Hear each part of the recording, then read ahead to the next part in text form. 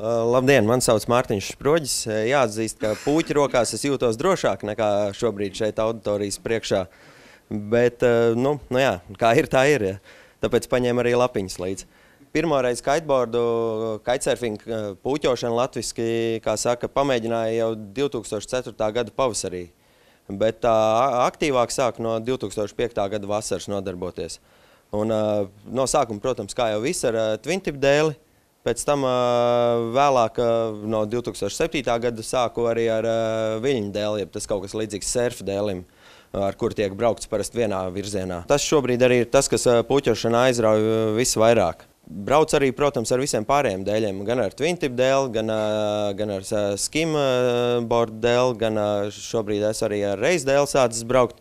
Ziemā ar snowboardu un pat, ja ir ezers ar ledu, nav sniegs, tad ņem puķi, ņem slidus un brauc arī ar slidām. Un pārstāvot Bursports komandu, es piedalījies dažās sacensībās šogad. Vēl papildus tam visu laiku esmu piedalījies Endomondo Challenge, jeb izaicinājumu sacensībās visvairāk nopūķotie kilometri 2014. gadā. Un kopumā esmu nobraucis ap 5300 km 102 sesijās, jeb tas aptuveni kaut kādi 52 km vienā reizē. Uzskaitot šos kilometrus, vienmēr man ir bijis līdz telefons. Un ar telefonu arī viņš tiek primāri izmantots kā savu veidu glābšanas riņķis, jo attiecīgi nepieciešamības gadījumā es varu piezvanīt, nosūtīt kādu ziņu vai koordinātus vai ko citu. Protams, vienmēr jāskatās, lai viņš pirms braukšanas došanās ūdenī ir uzlādēts pilnībā. Un šodien ūdens droši vien maciņi ir gan labi un nav dārgi, lai tos varētu atļauties jebkurš. Un pašam telefons noderēs arī brauc, ir kāda smuka bilde, uzņem bildi, ja, vai ja brauc leju pa vējam un kaut kādā brīdī tur kaut kas notiek ar vēju, pazūd vai ar inventāru, vai gadās arī satraumēties kādreiz, tad jābeidz puķot nekurienē, tad attiecīgi telefonu tu vari ļoti ērti piezvanīt. Tālāk, tas, par ko runāšu šodien, vairāk gan laikam domāts iesācējiem vidēji līmeņa braucējiem, bet ceru un domāju, ka pieredzējošie jau paši visu labi zina, bet protams, iespējams varbūt arī viņiem, kas interesants varētu būt. Tā, par aprīkojumu puķošanai augstajā laikā. Liela daļa braucēju ziemas laikā, kad dodas puķot ūdenī, izmanto sausos hidrotērpus. Pats izmantoju pussauso, bet tas, varētu teikt, viena no biezākiem, kāds pieejams puķotājiem. 6,5 mm biezu, un viņš ir kopā ar nenoņemamu cepurīti, izmantoja arī cimdus 3 mm, zābaciņas 6 mm, un tādā kombinācijā es varu sākt puķot no +2 grādiem, tad man ir viss jūtos labi. Ja ir vairāk, tad, protams, ir labāk zem, tā. Protams, arī var darīt, ir puķots arī -4 grādos, bet tad tur viss inventārs sāk apledot, un tas vairs nav tas, ko īsti gribu. Tālāk, viena lieta par to vilkt vestu vai nē. Jā, liela daļa puķotāji viņas nelieto, jo tās vestas ir apgrūtinošas, un mēs it kā nebraucam tik tālu prom no krasta, bet tai pašā laikā personīgās drošības labad ieteiktu vilkt, vismaz triecienu vestu. Triecienu vestas parasti ir plānāks, un viņas tu vari pavilkt zem trapeces, viņa netraucē un viss ir ok. Starp citu, jā, nesen lasīju par to, ka Rietumā Austrālijā laikam bija pieņemts, kad vestas, ja tu dodies tālāk jūrā kā 400 metri no krasta, tad jau ir vajadzīgi, nedara vairs triecienu vesti, bet glābšanas vesti ir vajadzīgi. Tās pirmās kategorijas, kas tur 50 N vai kā viņi tur saucās. Tā kā, ja jūs puķojat tālu, tad noteikti ieteiktu, ka tā ir lieta, ko vajag noteikti. Vēl, protams, ieteikt arī kādu atstarojošu elementu, vai tur uz hidrotērpu, kādas uzlīmes veidā uz dēļa, ja, gan varbūt augšpusē, apakšpusē, iespējams galos kaut kur novietot. Attiecībā par mācīšanos. Mācīties puķot ūdenī šajā laikā noteikti neieteiktu. Ja. Labāk un patīkamāk būs vasara, bet savukārt ziemu var labi izmantot, lai apgūtu puķošanu pa sniegu. Jo tu to var darīt nosacīti drošāk, jo vējš, kurā to var sākt darīt, ir mazāks nekā vasarā, kas vajadzīgs. Tā ir laba lieta, lai tam pievērstos. Tad tālāk parunāšu bišķiņ par puķošanu stiprā vējā. Puķošana stiprā vējā un vētrās tā ir īpaša lieta. Tas ir gan liels izaicinājums, taču jāņem vērā, ka tas nav iesācējiem, to noteikti neieteiktu. Tad, kad ir uzkrāta kaut kāda pieredze, tad jau tu pats pamazām saproti, kad to var darīt un kā tas viss notiek. Jo, manuprāt, ir šādos apstākļos, kad pūš ļoti daudz, vētrās, ir svarīgi mācīt braukt gan, kad pūš par daudz puķim, kad tev jau rauj jau bez maz no ūdens ārā, gan ir, kad arī ir vējš par maz. Jo ļoti bieži tas vējš mēdz būt brāzmains, un kaut kādos brīžos ir pa daudz, kaut kādos pa maz, kad tev knapi velk vai nevelk, un tev ir jāprot izdzīvot gan vienās, gan otrās situācijās. Tāpēc, protams, arī vasaras vājvēja treniņi arī ir labi tādai sapratnes radīšanai par to. Protams, droši vien būtu lieki piebilst, ka jāmāk dragot pēc dēļa, jeb aizšļukt pēc dēļa, ja tas ir pazaudēts, tas ir izstiepjot taisnas kājas vienu roku un ar otru roku vadot puķi, ja? Bet tā it kā ir pamatlieta, kur jau no paša sākuma jāiemācās. Bet, kā dažreiz ir novērots, citiem tas sagādā grūtības. Tā kā pie tā ieteiktu vēl un vēl pārdomāt, jo vētrās tā dažreiz patiešām, ja tu tur kaut kur viļņi nāk, viss tur maļās un tu tur nokrīt, pazaudē dēli, ir jātiek pakaļ, jo tur ļoti bieži varbūt pat cits neviens tajā brīdī nevarēs tik ātri piebraukt. Un, protams, bieži vien vētrās tiek izmantots viļņu dēls, ja, un visbiežāk kopā ar līšu, jeb kājsaiti, respektīvi saiti starp dēlu un kāju. Bet arī tajā gadījumā ir jāmāk, jo tās kājsaites arī kādreiz var gadīties, ka pārtrūkst. Jo, ja tu esi nokritis puķis, tev ir vilcis dēls, ir apkritis uz purām uz augšu, ņemot vērā viņa izliekumu, viņš iet zem ūdens un rodās tāda pretestība, puķis tev rauj stingrāk un kaut kādā brīdī var trūkt. Tā ka tik un tā. Līša neko nepalīdzēs, tas ir jāmāk šā kā tā izdragot pakaļ. Latvijā parasti ir tā, ka liels vējš nāk attiecīgi ar lieliem viļņiem, un tad tas ir viss nosacījums, lai brauktu pa viļņiem. Un viļņu braukšanai, ko noteikti ieteiktu, izmantot puķi ar 4 striķiem. Jo gadījumā, ja puķis būs nokritis ūdenī un to izvērs vilnis cauri pašu striķiem, tad vēl aizvien būs viegli pacelt puķi augšā. Tas nekas, ka tur būs krustojušies vidējie jaudas striķi ar malējiem stūras striķiem. Tu varēsi braukt uz krastu, viss funkcionēs, viss būs ok. Bet tajā gadījumā, protams, ja puķis ir ar 5 striķiem, tad jau tur ātri jāatbrīvojas no tā 5. striķa, lai vispār varētu kaut ko pacelt. Bet pa lielam šodien jau 5 striķiem tie, kas brauc, tie jau paši zina, ko viņi dara, un viss ir kārtībā, domāju. Tālāk par to, ka gatavojoties pūķot vētrā, noteikti ieteikt vienmēr puķi pumpēt cietāku nekā parasti. Ja? Jo tas kaut kādā brīdī, kad varbūt tas vējš ir par daudz, tad tas puķis tur var sākt locīties, un tad, jo viņš būs cietāks, jo tas notiks mazāk. Viņu vajag pumpēt ļoti ciet tā, kad uzsit ar knipi, tā skaņa jau paliek tāda smalkāka jau. Kaut kā tā. Un tāpatās arī tas, ka viņš ir ciets, palīdzēs pret to, ja kādreiz viļņi viņu apmetīs, samals, tad citreiz ir gadījies tā, kad viņš tiek salocīts pats savā starpā bez maz sasiets. Ja? Un tad, ja viņš būs stingrāks, tad tā iespēja būs mazāk, ka kaut kas tāds var notikt. Pats parasti puķoju, kad kaut kādu 10 metru un vairāk brauc tur ar 7 kvadrātmetru puķi. Attiecīgi, ja tur jau vairāk, tad jau ņem jau mazāk. Un visbiežāk kombinācijā ar viļņu dēli. Un kā jau minēju, tad parasti lietoju to kājsaiti. Ja gadījumā kaut kas notiek ar puķi un tev tas, par to puķi vai nu tev jāatbrīvojas, vai tu ar viņu vairs nevar braukt, tad tā kājsaite tev ir viegls ceļš pie tā dēļa, kurš tajā brīdī uzņem tavus glābšanas laivas funkcijas.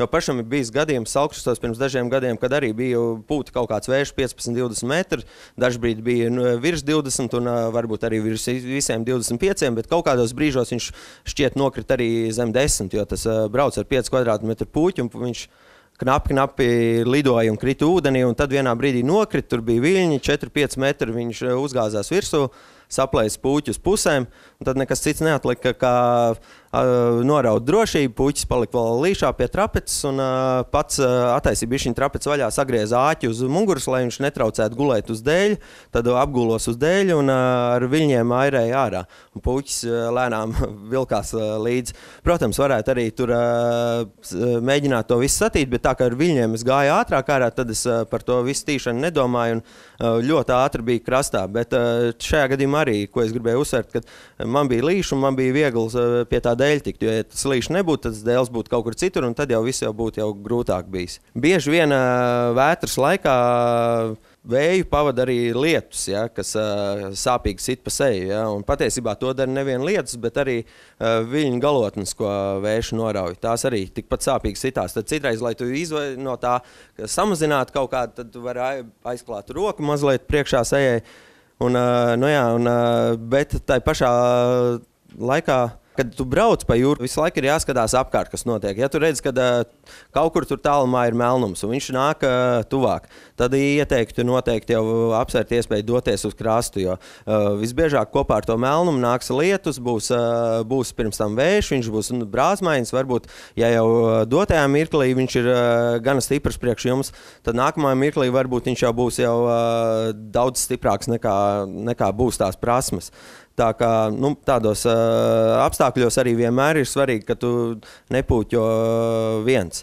Jebkad, principā, tas ir svarīgi, bet tādos jau īpaši ir svarīgi, lai kāds krastā ir gatavs ātri paņemt puķi pretīm un tā. Esot pludmalē, puķi ieteikt nekad neturēt virs galvas zenītā, jeb uz 12, bet viņu nolikt kaut kādu 45 grādu leņķī, ieslīp uz jūru, jo tad, ja arī kaut kāds tur vējš kaut kur noraustās, tad vienā brīdī, ja viņš būs zenītā, tas puķis var nokrist aiz muguras lejā. Bet, ja viņš būs tā sānā, tad viņš vienkārši nostaigās un viss būs ok. Jautājums, kā rīkoties, ja strauji pastiprinās vējš, ja esat pārliecināti, ka izdosies pietiekami ātri tikt krastā, un kāds ātri varēs paņemt pretīm puķi, tad noteikti ieteiktu ātri doties uz krastu. Bet, ja šķiet, ka tas nesanāks, tad varbūt var apsvērt iespēju palikt ūdenī un puķi turēt zemāk nekā parasti. Iesaisties dziļāk trapecē, spiest ar kājām vairāk uz dēli, kantēt agresīvāk un tādējādi bremzēt to visu jaudu, ko puķis tev velk. Tādā veidā to var noteikti izdarīt, bet tur arī vajadzīga ir kaut kāda pieredze. Bet, ja gadījumā vienalga tur viss paliek traki, ja par daudz tev tur rauj no ūdens ārā, tad noteikti ieteikt pēc iespējas ātrāk doties krastu virzienā. Un ja tur ir, ja tur nav vēl aizvien kāds, kas paņem pretim, tad vienkārši tik līdz tu esi pietuvējies krastam, tā aktivizēt to drošību un tad pa lielam viss būs ok, skatīties tālāk. Ja tur vēl kaut kas, tad arī atbrīvoties no puķa, raut arī līšu un viss. Attiecībā par braucot viļņos, ir gadījies tā, ka citreiz, kad krīt, striķi atslāpst, vilnis tev iemaļ puķa striķos, un tajā gadījumā te ir svarīgi nekavējoties ātri, izvērtēt situācijas bīstamību un nepieciešamības gadījumā uzreiz pielietot nazīti. Tāpēc ir svarīgi, ko gribēju atgādināt, lai katrs vienkārši pārliecinās, kur katram trapecē atrodas tas nazītis, jo lielākai daļai trapeču ir nazītis, atsevišķām arī nav, tā ka apsvērt arī domu, ka varbūt tāds ir vajadzīgs. Bet jā, protams, es arī laiku pa laikam izņemu, paskatos, es te paņēmu vienu trapeci līdzi. Šajā gadījumā, ko gribēju parādīt, ka, ja trapeci stāv tā, tad man tas nazītis ir šeit. Un tas man ir jāzina, un ja vajag, tad es varu viņu izraut ārā, bet laiku pa laikam viņš ir jāpaskatās, kāds ir. Citām trapecēm viņš nāk šeit priekšpusē, ja? Un, tā, ka to ir noteikti svarīgi zināt, jo tādas situācijas pastāv, viņas noteikti, ka tā nenotiek bieži, bet ir jābūt gatavam šādai situācijai. Tāpatās arī iespējami ir nekontrolēta puķa griešanās cilpās, jeb ko angliski sauc par deslooping. Kādreiz arī tas var atgadīties, ja tu esi kritis, striķi ir atslābuši, viens no stūra striķiem aptinies kaut kur ap otru pusi, ja, un tai brīdī, kad vējš iepūš puķi, pie striķi ir nostiepti, tad puķis sāk griezties cilpās. Un tai brīdī arī svarīgi skatīties, vai tu vari atbrīvot to striķi. Ja tu nevari atbrīvot, tad nekavējoties ātri droši vien jārauj drošību, jo citreiz, ja viņš tur griežas ilgstoši, tad kaut kādos brīžos pastāv arī, ka nestrādā drošība. Agrāk tas bija biežāk, šodien jau viss tur ir kļūs drošāks, bet vienalga. Jā, un tajos brīžos arī varbūt kaut kad ir nepieciešams atkal tas nazītis. Tā ka noteikti atgādināšu, ka svarīgi laiku pa laikam pārbaudīt ir, kur tas nazītis atrodas, kādā stāvoklī. Tāpat ejot puķot vētrās ir svarīgi pārbaudīt noteikti vēlreiz to inventāra stāvokli, vai striķiem viss ir labi, vai puķa tīklojumam viss ir labi, ja? Jo dēļ puķa tīklojuma, ja tur kaut kas plīst tur, tad arī ir iespējams, ka puķis aiziet cilpās. Tālāk, ejot nedaudz par bīstamām lietām un vietām Latvijas ūdeņos. Šķiet nosacīt, ka mums ir palaimējies, jo it kā tāda nav daudz. Visbiežāk sastopamā noteikti ir akmeņu ūdenī, kas ir, daudz noteikti zinās, Koklītēs, Salkrastos, Tūjās, Vēciemā, Ragciemā, Engurē, Mērsragā, Akmensragā. Tādas vietas varētu saukt daudz, bet viņas, protams, tiek puķotas tāpat, bet ir jāzina, kas ir kas, un attiecīgi tev tajā vietā ir jāuzmanās. Jo, ja tiek puķots kaut kādā nepazīstamā vietā, tad ieteiktu labāk konsultēties ar kādu, kurš tur jau ir puķojis, vai arī lēnām mierīgi apbraucot iepazīties ar to vietu, vai nav ūdenī slēpti kaut kādas lamatas, kaut kas tam līdzīgs. Atsevišķās vietās ūdenī var būt koka stabi no kaut kādiem veciem moliem. Tāpatās upju grīvās bieži vien tiek ūdenī peld bāļķi, kuri jau ir piesūkušies ar ūdeni tik daudz, ka viņi jau ūdens līmenī peld, bet, protams, puķojot tev ir vērīgi jāskatās apkārt, kur tu brauc uz priekšu, visu laiku jāpiečeko, tā kā, tas ir svarīgi, ja, uzmanīties no šādiem objektiem. Atceros vienu gadījumu, kad mēs ar draudzeni surfojām Bolderājā, un tur draudzenei gandrīz virsū uzgrāzās vecs televizors, kurš peldēja pa vilni. Un tajā dienā vēlāk pat arī viens jau trūdēt sācis ronis, arī peldēja pa vilni. Tā ka, protams, no visādām šādām lietām ir jābūt vērīgam. Pie noteiktiem virzieniem nav droši puķot tuvu dažādiem ragiem. Visvairāk tas attiecas uz kolksragu. Te gribēju parādīt, ja, teiksim, pūš rietumu virziens, tad, ja šeit tiek puķots, it kā viss ir ok, bet tiklīdz tu esi tai brīdī, šeit jau aiziet jau vējš no krasta, ja.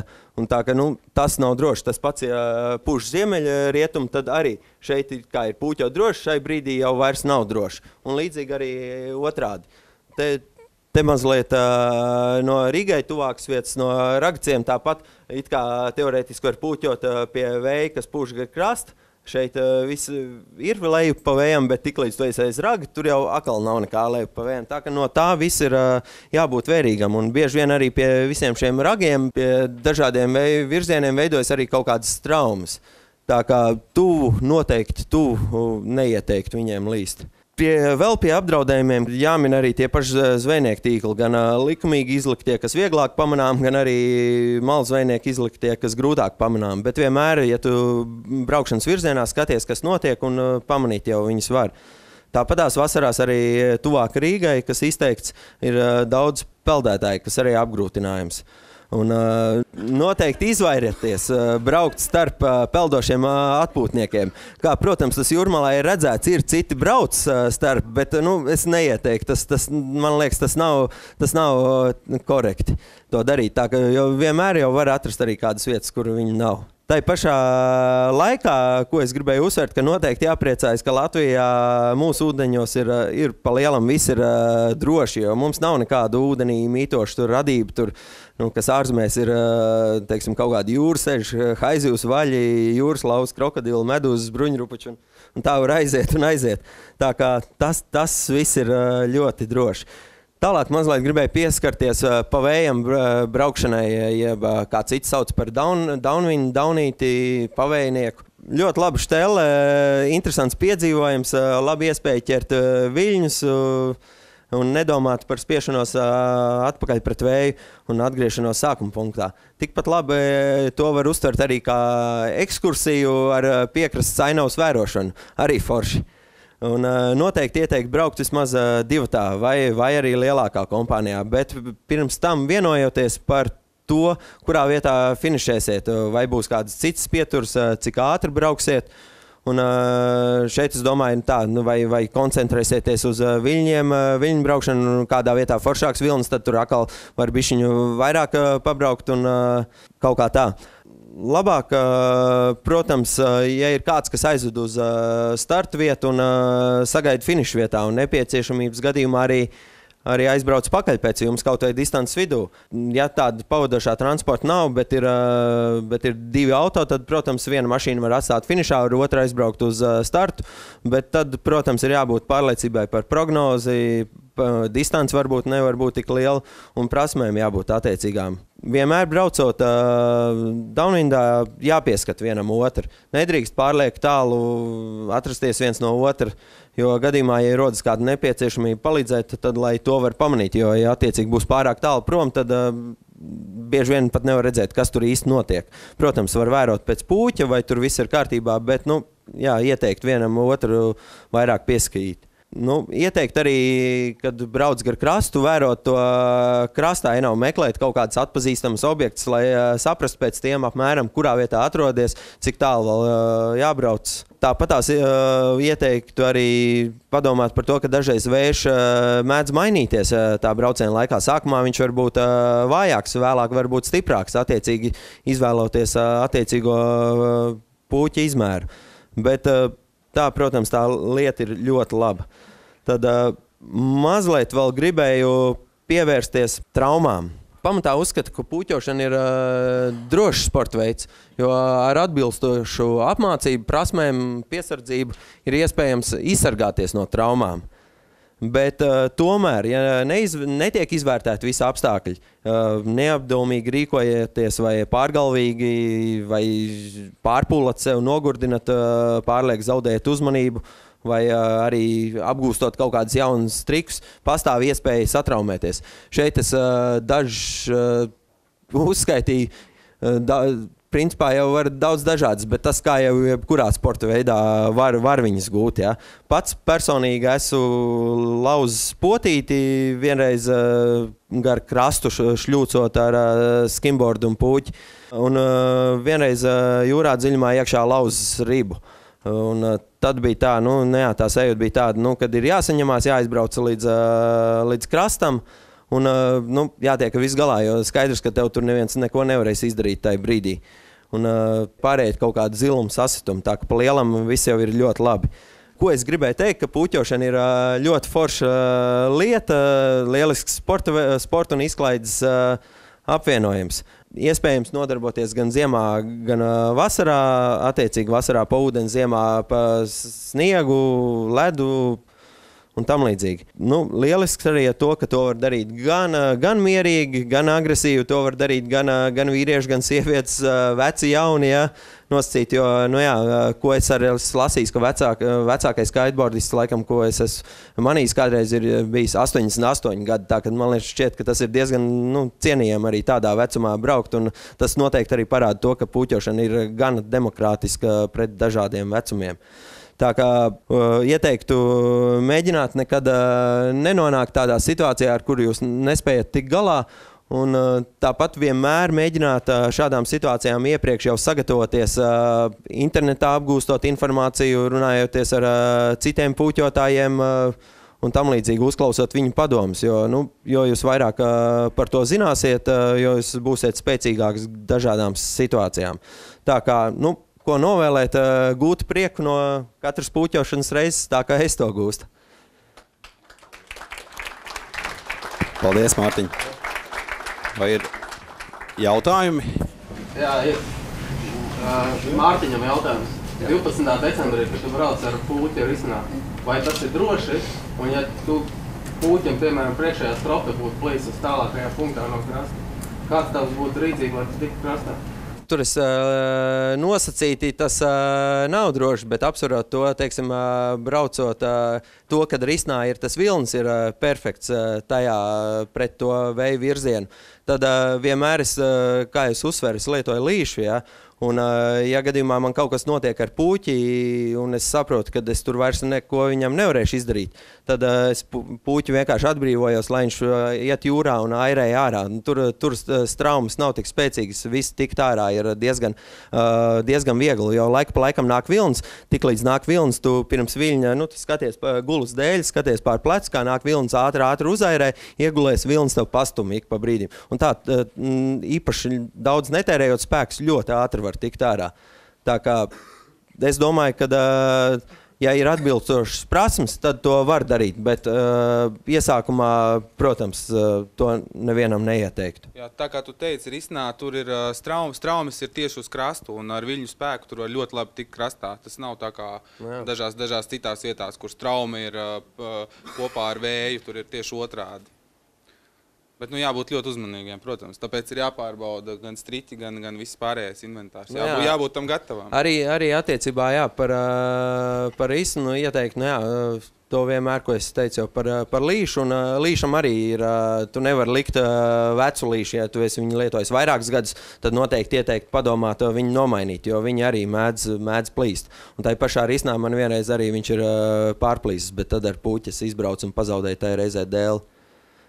Tā kā tā vieta ir ar savu foršām pusi, bet, protams, ir arī sliktā pusi. Bet attiecīgi piesardzīgi rīkojoties, viss ir droši. Jā, starp citu, Risnā arī diezgan liela akmeņa dažās vietās ir, kam arī jāpievērš uzmanību, plus vēl tam visām. E-pastā ir atnācis jautājums no Ineses, vai ir kāds plāns certificēt tos cilvēkus, kas māc Latvijā? Es to pateikšu tā kā no asociācijas puses. Plāns par certifikāciju pašai asociācijai kā tādai nav, bet Latvijas kitesurfinga asociācija ir starptautiskās kiteboarding asociācijas biedre, kas ir bišķi cita organizācija nekā līdz šim pieminētā Mārtiņa ICO, jo ICO ir balstās tikai uz instruktoru certificēšanu. Bet ICA, kas ir International Kiteboarding Association, viņi ir ISAF, kas ir viss globālās burāšanas organizācijas paspārnē, organizācija, kas cīnās par to, lai kitesurfing dabūtu iekšā olimpiskajās spēlēs. Viņiem ir plānā izstrādāt šo te certificēšanas un apmācības programmu, un kā tikko viņi būs pieejami, tā arī, es domāju, Latvijas kiteboard instruktoriem šāda iespēja būs. Tā kā nākotnē noteikti kaut kāda certifikācija notiksies. Vēl varētu piebilst. Protams, arī tie, kas grib mācīties un kļūt par instruktoriem, vienkārši jāpaskatās IKO mājaslapā un tuvākā vieta, kur var kļūt par instruktori. Es zinu, ka tā ir Igaunija patreiz. Bet, ļoti iespējams, ja savācās kaut kāda dombiedra grupa, uzrakst viņiem e-pastu un paaicina viņu tos apmācītājus uz Latviju, viņi noteikti arī atbraukt un noteikam skaitam cilvēku jābūt, tā kā to var izdarīt arī, jā. Par līšu, kad līša pats par sevi var būt bīstama lieta, tāpēc, ka tad, kad cilvēks nokrīt, viņu kaits velk uz priekšu, tas līšs nostiepājas aizmugurē vienā brīdī, kad kaits atbrīvojās no ūdens, ar to dēli var pamatīgi pa galvu dabūt. Es varu personīgi parādīt rētu, kur man galvā ir no šāda. Jā, attiecībā, es viņu lietoju tīri ar viļņu dēli, kurš ir lielāks un kuram nav tik plāna tā mala, nav tā kā antikasa ar twintipas, nekad viņu nelietoju, ja. Bet tāda iespēja pastāv, bet tomēr, man liekas, tā iespēja, ka tev ir pašam savā nosacīta glābšanas laiva, līdz tā ir labāka. Nē, es nesaku, ka viņu noteikti nevajag lietot, bet es vajag paturēt prātā, kad ir iespēja lietojot līšu, dabūt ar dēli pa galvu un diezgan pamatīgi. Tāpēc es tieši tāpēc es vienmēr saku, ja tu lieto līšu kopā ar twintipu vai ja tu lieto līšu pie dēļa, vienmēr liec ķiveri, jo tieši tāda situācija var gadīties. Bet, jāvērtē, jāskatās. Tur vēl jautājumi. Vai tu brauc ar kājsaitēm vai bez kājsaitēm? Jo, ja tu brauc ar kājsaitēm, tad vislabāk pat es ieteiktu nelietot savu kājsaitēm. Nokomentēs? Es pat nezinu. Es nebraucu ar kājsaitēm droši vien tā. Nē, Raimondam ir taisnība. Ja brauc, jā un nē, jā. Ja ar kājsaitēm, protams, tad kājas tev ir, drošāk, ka kājas paliks tajā dēlī, arī tad, ja tu nokrīti, pastāv iespēja, ka kājas paliks tajā dēlī, bet, ļoti bieži arī nepaliek, jā, tā kā, tur arī jāvērtē. Es no savas pieredzes varu teikt, ka es lietoju līšu gan sākumā ar twintipu un vienmēr paturēju galvā, ka tas dēls var nākt virsū un vienmēr, kad notika kaut kāds kritiens nekontrolējums, tad mēģināju tās rokas pielikt priekšā. Bet pēc tam bija kaut kāds periods, ka nelietoju, tad likās, ka tas nav vajadzīgs, bet uzkāpjot atpakaļ uz viļņu dēļi, man liekas, ka tur viņš ir vajadzīgs, tāpēc, ka viļņu dēls, ja tev viņš pat nošļūk no kājas viļņos, tad viņš aiziet tur 10-15 metri tālāk no tevis. Tas tu zaudē laiku, kamēr tu viņam aizdarkos pakaļ un tā tālāk. Un ar viļņu dēli dabūt pa galvu, nav tik traki. Viņš ir mīksts. Paldies par atbildi attiecībā uz instruktoriem. Cerams, ka tas tiešām arī notiks. Bet man bija viens komentārs, tā kā mans vārds ir Inês Kamrūta, un tā kā lielākā kaitotāja sabiedrība ir vīrieši, kā mēs arī redzam šeit, tad varbūt cienīt meitenes uz ūdens, jo, jums patīk lēkāt, un jums patīk lēkāt mums priekšā, bet, diemžēl... To es esmu novērojis ne tikai Latvijā, ne tikai ārzemēs, bet, diemžēl, ne visi prot lēkāt, un, man ir bijuši ļoti nepatīkami gadījumi gan Liepājā, gan Pumpuros, ir tīpaši, kad vērš uz krastu. Lūdzu, cieniet, ja man kāds lēc priekšā ar 100 kilogramiem, es nezinu, ko es darīšu tajā brīdī. Paldies!